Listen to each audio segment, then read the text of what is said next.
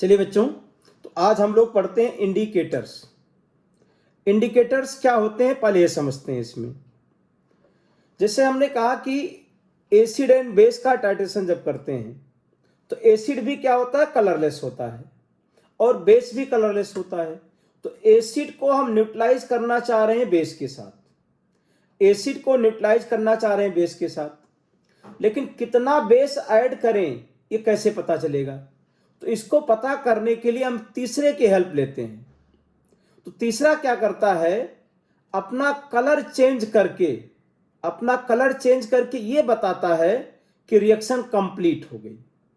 तो हम क्या करेंगे कि जब वो कलर चेंज करेगा तो हम सॉल्यूशन को ऐड करना बंद कर देंगे इसमें। तो the substance which indicates the completion of reaction by changing its colour, अपना कलर चेंज करके जो ये बताता है कि रिएक्शन कंप्लीट हो गई, उसको क्या कहा जाता है, इंडिकेटर्स कहा जाता है। डेफिनेशन यहां पे लिखा है, देखिए, the substances which indicates completion of reaction by changing its colour at end point और equivalence point are known as indicators. अब जैसे हमने बताया आपको, इसमें हमने यहां पे डायग्राम से समझाने की कोशिश किया कि कोई इंडिकेटर है जो एसिडिक मीडियम में क्या है, कलरलेस है, एसिडिक मीडियम में कलरलेस है, और जब इसमें हम एल्कलाइन मीडियम ऐड करेंगे, सपोज दैट आपने सोडियम हाइड्रोक्साइड ऐड कर रहे हैं, तो इसका पीएच क्या होगा, इंक्रीज करेगा। और इंडिकेटर का क्या होता है, एल्कलाइन मीडियम में क्या होता है, कलरलेस कलर्ड हो जाएगा, कलर चेंज कर देगा इसमें। तो हमने जो इंडिकेटर लिया है एसिडिक मीडियम में क्या है, कलरलेस है, एल्कलाइन में क्या हो गया, पिंक कलर का हो गया इसमें आपका। तो इस तरीके से इंडिकेटर ये बता देगा कि रिएक्शन कंप्लीट हो गई यहां पे। चलिए अब इसमें देखते हैं कि ओस्टवाल थ्योरी ऑफ इंडिकेटर्स। तो इंडिकेटर्स क्या होते हैं, ओस्टवाल ने एक थ्योरी दिया, उनके हिसाब से हम यहाँ पे पॉइंट्स देखेंगे। वो पॉइंट हमें पता होना चाहिए कि इंडिकेटर्स क्या हो सकते हैं। तो ओस्टवाल ने फर्स्ट पॉइंट कहा कि the indicators in acid base titration changed its colour on changing pH of solution. Ostwald ने कहा कि एसिड बेस टाइट्रेशन में इंडिकेटर्स क्या करते हैं, पीएच के साथ अपना कलर चेंज कर देते हैं। फर्स्ट पॉइंट ओस्टवाल सुनाई दिया बच्चों कि इंडिकेटर क्या होते हैं, the indicators in acid base titration changes it's colour on changing pH of solution. Acid base titration में इंडिकेटर अपना कलर चेंज करेगा पीएच चेंज होने के साथ। दूसरा पॉइंट क्या कहा, all the acid base indicators are either weak organic acid or weak organic base having different colors in unionized and ionized form।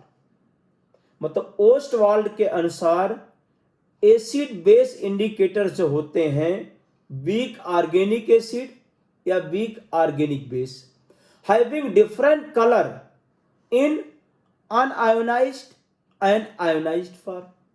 हमने एक एग्जांपल लिया इसमें, they have light colour in unionised form and dark colour in ionised form. तीसरा point पहले देख लेते हैं। तो इंडिकेटर क्या होते हैं, weak organic acid and weak organic base, different colour in unionised form and ionised form. तीसरा पॉइंट है अनआयोनाइज्ड फॉर्म में क्या होते हैं, लाइट कलर के होते हैं, और आयोनाइज्ड फॉर्म में क्या होते हैं, डार्क कलर के हो जाते हैं। तो ये तीन पॉइंट मैंने आपको बताया। ओस्टवाल्ड के हिसाब से इंडिकेटर्स के लिए तीन पॉइंट है कि indicators in acid base titration changed its colour on changing pH of solution, पहला पॉइंट हो गया। दूसरा पॉइंट, एसिड बेस इंडिकेटर क्या होते हैं, वीक ऑर्गेनिक एसिड होते हैं या weak organic base, having different color in unionized and ionized form। अच्छा, अनआयोनाइज्ड फॉर्म में लाइट कलर होता है और आयोनाइज्ड फॉर्म में क्या होता है, डार्क कलर हो जाता है। तो ये तीन पॉइंट। अब एग्जांपल ले लेते हैं, फिनोप्थलीन है। तो फिनोप्थलीन क्या है, वीक ऑर्गेनिक एसिड है। ये अनआयोनाइज्ड फॉर्म में क्या होता है, कलरलेस, और आयोनाइज्ड फॉर्म में क्या होता है, पिंक कलर। ये तीसरा पॉइंट बता दिया। तो अभी तक आपको ये समझ में आ जाना चाहिए, ओस्टवाल थ्योरी ऑफ इंडिकेटर जो है, ओस्टवाल ने कहा कि जितने भी एसिड बेस इंडिकेटर हैं वो अपना कलर चेंज करते हैं पीएच के साथ। ओस्टवाल ने दूसरा पॉइंट बता दिया कि इंडिकेटर्स क्या होते हैं, acid base indicators, weak organic acid या वीक ऑर्गेनिक बेस होते हैं इसमें, जिनका क्या होता, अनआयोनाइज्ड फॉर्म में एक कलर होगा, आयोनाइज्ड फॉर्म में दूसरा कलर हो जाएगा इसमें। अच्छा, और तीसरा पॉइंट बताया इन्होंने कि अनआयोनाइज्ड फॉर्म में लाइट कलर होता है और आयोनाइज्ड फॉर्म में डार्क कलर होता है। अब हमने एग्जांपल ले लिया कि फिनाफ्थलीन क्या है, एक वीक ऑर्गेनिक एसिड है। अब फिनाफ्थलीन अगर वीक ऑर्गेनिक एसिड है तो अनआयोनाइज्ड फॉर्म में क्या लिखा, कलरलेस, और आयोनाइज्ड फॉर्म में पिंक कलर। तो ये हमने 3 पॉइंट देख लिया कि according to Ostwald theory of indicators, तो ये कह रहे 3 पॉइंट बता दिया इन्होंने इसमें। अब फिनाफ्थलीन का केस था यहां पे, इस तरह से फिनाफ्थलीन आयोनाइज हो जाएगा। हमने बता दिया अनआयोनाइज्ड फॉर्म में कलरलेस और आयोनाइज्ड फॉर्म में पिंक कलर का है। अब ऑर्गेनिक फिनाफ्थलीन क्या है, वीक एसिड है। अगर फिनाफ्थलीन वीक एसिड है तो एसिडिक मीडियम में क्या रहेगा, ये कलरलेस, क्योंकि हमने पढ़ चुके हैं कि वीक एसिड क्या होता है, स्ट्रॉन्ग एसिड की प्रेजेंस में आयोनाइज नहीं होगा, तो अनआयोनाइज्ड फॉर्म में रहेगा तो कलरलेस।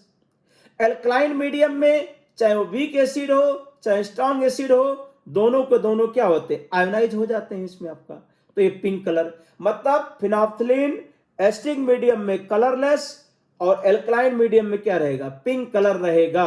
सुनाई दिया इतना, ठीक है। Indicators, Ostwald theory of indicators हमने बता दिया भाई। इसमें देखो बार बार रिपीट कर रहे हैं यहाँ पे कि एसिड बेस इंडिकेटर जो होते हैं ये अपना कलर चेंज करते हैं पीएच के साथ। दूसरा पॉइंट बताया ओस्टवाल ने कि जो इंडिकेटर्स होते हैं एसिड बेस इंडिकेटर्स, वो वीक ऑर्गेनिक एसिड होते हैं या वीक ऑर्गेनिक बेस, जिसका क्या होता है, डिफरेंट कलर होता है अनआयोनाइज्ड एंड आयोनाइज्ड फॉर्म में। तीसरा पॉइंट बताया कि अनआयोनाइज्ड फॉर्म में क्या होता है, लाइट कलर के होते हैं और आयोनाइज्ड फॉर्म में डार्क कलर का। अब फिनाफ्थलीन का एग्जांपल ले लिया कि अनआयोनाइज्ड फॉर्म में कलरलेस और आयोनाइज्ड फॉर्म में पिंक। तो इंडिकेटर्स की ओस्टवाल थ्योरी ऑफ इंडिकेटर्स के मेन पॉइंट्स हमारे पास यहां पे आ गए। अब इसके बाद देखिए, करेक्ट इंडिकेटर्स के 2 कलर होते हैं। तो एक क्या होता है, अनआयोनाइज्ड फॉर्म, जैसे फिनाफ्थलीन का है HPH, ये कलरलेस है, और पीएच माइनस क्या, पिंक कलर। तो इंडिकेटर के 2 कलर हैं। अब करें कि दोनों में से कौन पहले दिखाई देगा और कैसे दिखाई देगा इसमें। तो इन्होंने कहा यहां पे, जब if the concentration of one is 10 times और more than that of other. Example से समझते हैं, जैसे फिनाफ्थलीन है तो पीएच माइनस क्या है, पिंक कलर है, HPH कलरलेस है। तो जब इन दोनों के कंसंट्रेशन का रेशियो 10 गुना से ज्यादा होगा, मतलब pH minus 10 times than HPH, तो ये पिंक दिखाई देगा। लेकिन अगर इसका उल्टा हो जाए कि HPH ज्यादा है, 10 टाइम्स है देन पीएच माइनस, तो कलरलेस दिखाई देगा। मतलब इंडिकेटर्स के 2 कलर हैं, अनआयोनाइज्ड और आयोनाइज्ड। जैसे फिनाफ्थलीन अनआयोनाइज्ड में क्या है, कलरलेस है, आयोनाइज्ड में क्या है, पिंक कलर है।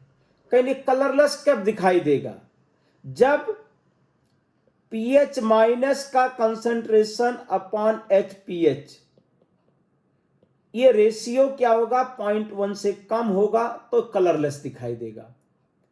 कहीं पिंक कब दिखाई देगा, जब पीएच माइनस और HPH का जो रेशियो है ये 10 से ज्यादा है, तब ये पिंक दिखाई देगा इसमें। तो ओस्टवाल थ्योरी ऑफ इंडिकेटर्स के ये मेन पॉइंट्स यहां पे आ गए। अब करें कि पीएच ऑफ एसिडिक इंडिकेटर्स, तो एसिडिक इंडिकेटर का पीएच,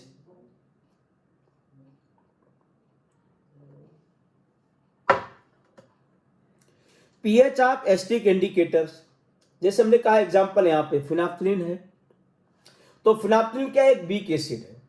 तो बच्चों हमने क्या है, मिक्स्ड बफर सॉल्यूशन पढ़ लिया, एसिडिक बफर सॉल्यूशन पढ़ा एंड बेसिक बफर सॉल्यूशन पढ़ा। और इंडिकेटर्स क्या है, वीक ऑर्गेनिक एसिड है। और जब टाइट्रेशन करेंगे तो इसका डिग्री ऑफ आयोनाइजेशन क्या होगा, बढ़ता जाएगा। इसमें वीक ऑर्गेनिक एसिड है तो करें कि पीएच ऑफ एसिटिक इंडिकेटर, तो जैसे हम एसिटिक बफर में फार्मूला बनाए थे वही फार्मूला यहां पे बनेगा। जैसे हमने कहा फिनाइल्फ्थ्रीन क्या है, जब आयोनाइज हुआ तो पीएच माइनस बना। इनिशियल में इसका कंसंट्रेशन सी है, इनिशियल में इसका कंसंट्रेशन सी है, ये 0 है, सी माइनस सी अल्फा। तो के इंडिकेटर का मतलब क्या हो गया, ionisation constant of weak acid. तो ये इंडिकेटर का आयोनाइजेशन कांस्टेंट। अब यहां पीएच माइनस या एचपीएच किसी को निगलेक्ट नहीं कर सकते, तो डायरेक्ट यहां पे हम H प्लस कंसंट्रेशन लिख देंगे ऐसा। इसी तरीके से हमने बफर में किया था। तो जैसे एसिटिक बफर का फार्मूला बनाते हैं पीएच के लिए, उसी तरीके से पीएच ऑफ एसिटिक इंडिकेटर का फार्मूला बन जाएगा इसमें, पीएच ऑफ एसिटिक इंडिकेटर। अच्छा, अब यहां पे देखिए, the solution will appear only pink. ये पिंक कब दिखाई देगा बता दिया इसमें, जब पीएच माइनस एचपीएच का रेशियो 10 से ज्यादा होगा तो ये क्या दिखाई देगा, पिंक कलर। और पीएच कितना हो जाएगा, पी के इंडिकेटर +1। इसी तरीके से the solution will appear only colourless. Phenolphthalein case में कलरलेस कब दिखाई देगा, जब पीएच माइनस एचपीएच का रेशियो 0.1 से कम। इस कंडीशन में पीएच कितना हो जाएगा, पी के इंडिकेटर -1। तो ये कहना चाह रहे हैं कि इंडिकेटर कलर कब चेंज करेगा अपना, जब पीएच रेंज क्या हो जाएगा इसका, पीएच रेंज यहां पे पी के इंडिकेटर +-1। मतलब एक अप्रोक्सीमेट रीजन हम यहां पे लिख सकते हैं, अप्रोक्सीमेट रेंज लिख सकते हैं कि इंडिकेटर इस रेंज में अपना पीएच चेंज कर देगा। जैसे फिनाइल्फ्थ्रीन है तो फिनाइल्फ्थ्रीन 8.3 से 10.5 के बीच में अपना कलर चेंज कर देता है। कलर कब दिखाई देगा ये बता दिया इसमें आपका, जब एक आयन का कंसंट्रेशन 10 गुना होगा दूसरे से, जैसे पीएच माइनस 10 गुना है तब पिंक दिखाई देगा फिनाइल्फ्थ्रीन में। एचपीएच 10 गुना होगा तो कलरलेस। तो वहां से हम जैसे एसिटिक इंडिकेटर में, एसिटिक बफर सॉल्यूशन में हम क्या पढ़ते थे, पीएच रेंज, वैसे इंडिकेटर के लिए भी पीएच रेंज लिख सकते हैं। तो पीएच रेंज क्या आ जाता है, पी के इंडिकेटर +-1 यहां पे लिख सकते हैं। यहां पे अब देखो, जैसे हमने एक क्वेश्चन लिखा कि dissociation constant of basic indicator is 2 × 10⁻⁷। हमारे पास एक बेसिक इंडिकेटर है जिसका आयोनाइजेशन कांस्टेंट है, डिसोसिएशन कांस्टेंट 2 × 10⁻⁷ है। Calculate pH range of basic indicator. तो जिस तरीके से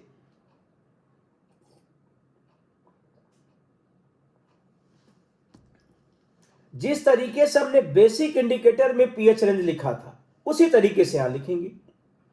तो सबसे पहले पी के इंडिकेटर लिख देंगे। ये आपको पहले मैं बता चुका हूं कई बार, अगर हमें के की वैल्यू दी गई है क्या इंडिकेटर 2 × 10⁻⁷, तो पी के इंडिकेटर तुरंत लिख सकते हो 7 - log2, और log2 की वैल्यू कितनी है, 0.3 है, तो यहां पे 6.7 आ जाएगा।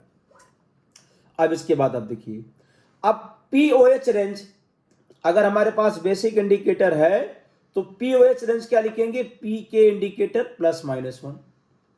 अब maximum pOH and minimum pH, तो मैक्सिमम पीओएच कितना हो जाएगा, पी के इंडिकेटर +1, तो 6.7 + 1 7.7 आ गया। और minimum pOH and maximum pH, तो मिनिमम पीओएच यहां पे कितना आ जाएगा, पी के इंडिकेटर -1 5.7, तो पीएच कितना 14 - 5.7, तो ये 8.3 आ जाएगा। यहां पे पीएच 6.3।